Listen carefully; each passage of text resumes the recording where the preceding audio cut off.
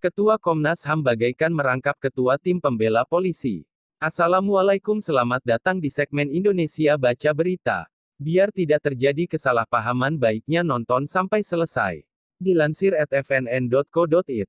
Ketua Komisi Nasional Hak Asasi Manusia Komnas HAM Ahmad Taufan Damanik mengatakan, penguntitan, surveillance, yang dilakukan polisi dengan alasan orang tidak memenuhi 2 kali panggilan, adalah hal yang normal. Wajar saja, ujar Taufan. Hal ini disampaikan oleh Taufan dalam wawancara video Dengan Medcom IT yang ditayangkan pada tanggal 17 Januari tahun 2021. Ketua Komnas menjawab begitu ketika ditanya seluk-beluk penguntitan yang dilakukan oleh OTK, yang kemudian ternyata aparat kepolisian, terhadap rombongan Habib Rizik Syihab, HRS, yang berakhir dengan penembakan mati 6 anggota FPI. Jadi, kalau nanti Anda atau siapa saja yang tidak memenuhi panggilan kepolisian 2 kali berturut-turut, maka ada kemungkinan polisi akan melakukan penguntitan terhadap gerak-gerik Anda. Seperti apa penguntitan itu, tentu terserah polisi. Yang penting Ketua Komnas bilang tindakan itu oke-oke saja.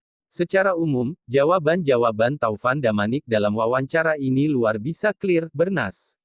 rasa saranya tak kurang dari 80% jawaban Ketua Komnas terang-terangan menyalahkan para pemuda FPI yang mengawal HRS dalam insiden tanggal 7 Desember tahun 2020.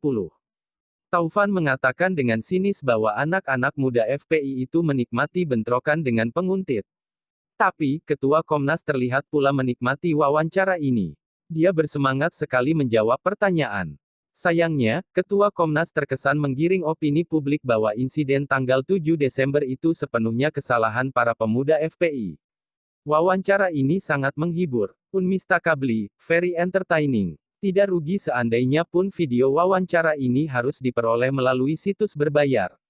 Pak Taufan mengatakan, pengawal HRS yang berada di 2 mobil paling belakang seharusnya tidak menunggu penguntit yang sudah jauh di belakang. Untuk kedua mobil ini, Pak Ketua menggunakan istilah, memprovokasi penguntit. Dahsyat, Pak Ketua. Cuma konyol sekali cara berpikir Taufan Damanik. Mari kita lihat siapa yang memprovokasi. Rombongan HRS keluar dari Sentul. Mereka dibuntuti oleh pihak yang tak dikenal OTK. Tidak ada tanda-tanda mereka aparat negara. Para penguntit kemudian mencoba masuk ke dalam konvoi HRS dengan cara yang membahayakan. Inilah yang menyebabkan mobil-mobil pengawal HRS berusaha menghalangi mereka. Kalau mereka memang ditugaskan menguntit, surveillance, tentu mereka tidak perlu masuk ke dalam konvoi. Bukankah kelaziman di dunia, surveillance, adalah bahwa penguntit berusaha agar mereka tidak dicurigai melakukan penguntitan. Nah, dalam kasus tanggal 7 Desember kenapa para penguntit malah mengganggu rombongan yang diuntit? Kalau mereka malam itu hanya melakukan tugas itu sesuai dengan definisi, surveillance, tak mungkin akan terjadi pergesekan atau pepet-memepet. Pak Taufan mengatakan dalam wawancara ini bahwa pembunuhan 6 pemuda FPI itu bukan pelanggaran HAM berat. Karena, surat tugas yang dikeluarkan untuk aparat malam itu adalah perintah surveillance. Bukan surat perintah pembunuhan. Kalau surat perintahnya melakukan pembunuhan, barulah bisa disebut pelanggaran HAM berat. Begitulah alur berpikir Taufan Damanik. Harus hati-hati selagi beliau ini menjadi Ketua Komnas. Jadi, jawaban-jawaban Pak Taufan dalam wawancara itu seperti terkena efek istana, The Palace Effect. Alias, sangat terpukau setelah bertemu Presiden Jokowi, tanggal 14 Januari tahun 2021, dalam rangka menyerahkan hasil investigasi dan rekomendasi Komnas tentang insiden KM50.